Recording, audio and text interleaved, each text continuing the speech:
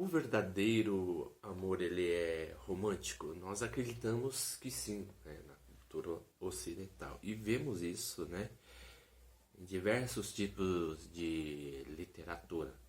Interessante que na cultura grega, na mitologia grega, os deuses falavam ao coração do homem. Interessante até que quando alguém se apaixona, né, Eros estava no coração da pessoa.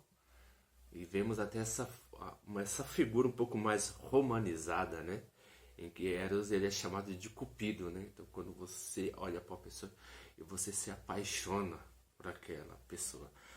Mas a questão é se o verdadeiro amor ele é romântico, né?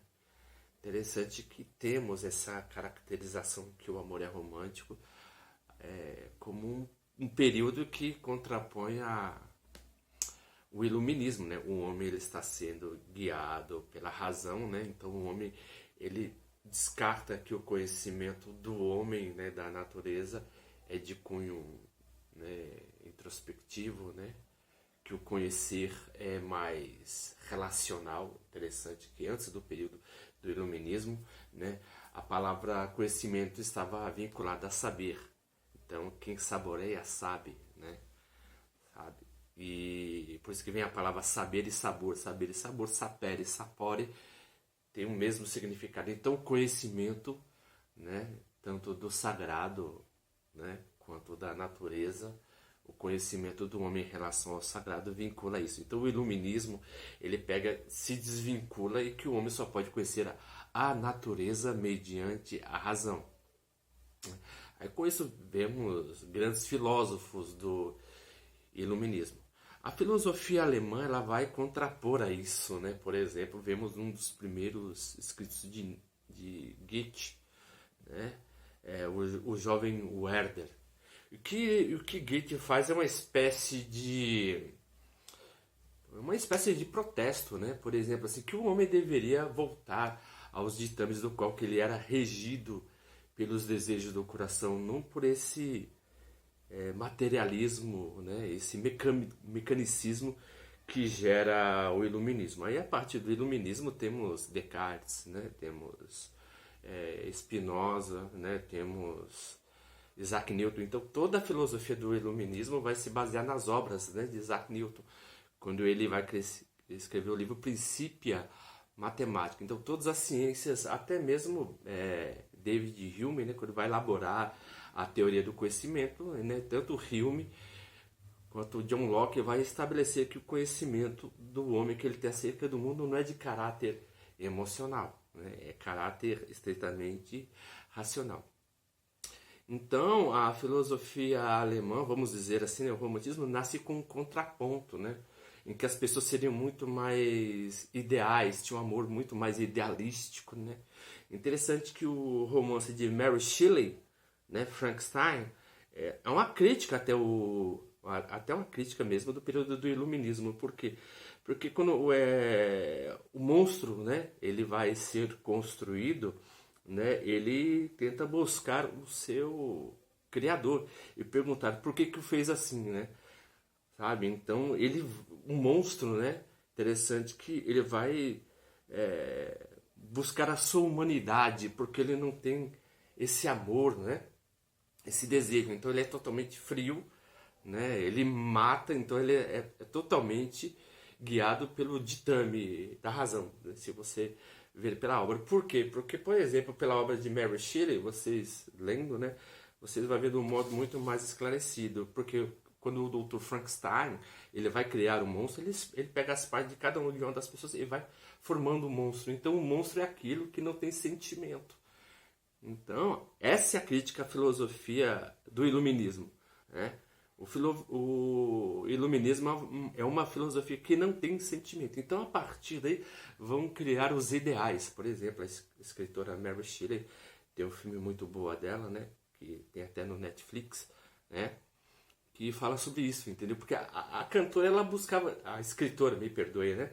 Ela buscava algo no passado idílico, onde as coisas eram perfeitas, sabe? Onde o amor, né?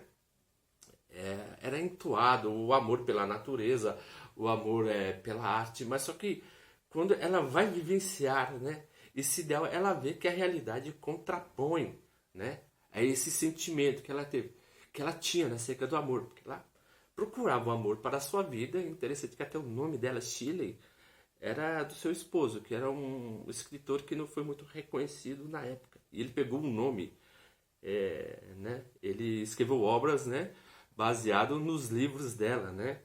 Interessante que ela, lutando, né, a favor, né, do seu direito de produzir a obra, né, ela até ganhou esse caso.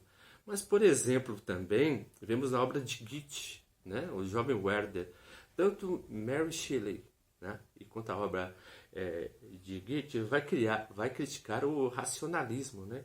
Então, o ser humano ele é guiado muito mais pelas suas emoções e pelos seus sentimentos. Interessante que na obra de Goethe, do jovem Werther, muitas pessoas, quando liam a obra, entraram em começaram a cometer suicídio, né? Porque o jovem não tinha o seu amor correspondido, né? Então, a partir daí, né, criamos, a partir do início do romantismo, começou a criar uma espécie que o amor ele é muito mais idealizado, os desejos do coração, o ímpeto do coração do ser humano é que deve ser idealizado em relação ao cientificismo frio, né, do iluminismo. Então, nós temos essa concepção herdada já desse período, falando acerca dos sentimentos. Né? Porque, por exemplo, o verdadeiro amor tem que ser passional, o verdadeiro amor tem que ser forte, o verdadeiro amor tem que aflorar do sentimento. Então, esse sentimento que nós carregamos, né, parte do início do romantismo como uma forma de crítica ao iluminismo. Por exemplo, eu tenho uma frase de Blaise Pascal, né, ele fala bem assim que os corações têm as suas próprias razões. Né? Então, a razão do coração ela é muito mais emocional, ela é muito passional, ela é muito afetada.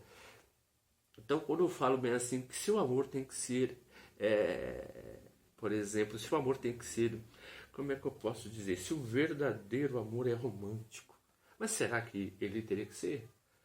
Porque, por exemplo, quando você tem uma idealização do amor, quando você tem uma idealização do amor, quando você o romantiza, você o fantasia. A sua mente tem uma capacidade muito grande de fantasiar o amor e o relacionamento como ele vai ser.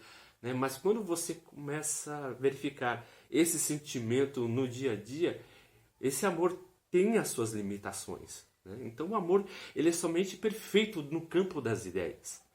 Né? Ele... Né, sabe, ele tem as suas disparidades, ele tem as suas dificuldades, o amor, quando ele tenta se encontrar com a realidade. Então o amor é muito mais bonito no campo das ideias. Eu digo nessa espécie do amor romântico, que é um amor romantizado, né? Você idealiza os sentimentos, os tornando nobres, né? Mas o sentimento do ser humano não é nada nobre a princípio.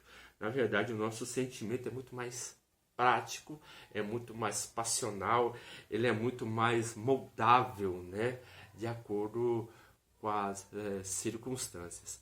As pessoas que dizem, por exemplo, que acreditam no amor, não que eu seja contra o amor, né, não é isso. Eu penso que tem um amor, sim, que é incondicional, que é o amor de mãe. O amor de mãe, interessante que ele não é romantizado, é um amor muito mais empírico, né?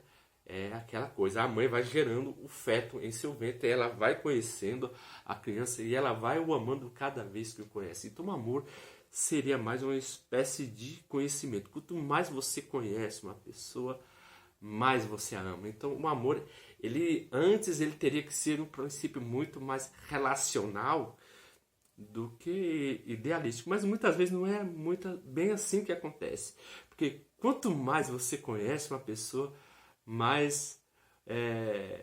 quanto mais você conhece uma pessoa, mais o amor que você tem por ela, ela vai diminuindo, porque mediante as frustrações que essa pessoa te traz, lhe dá, você conhece as falhas dessa pessoa, então aquele amor que você tinha no princípio por aquela pessoa, ela vai se desbotando.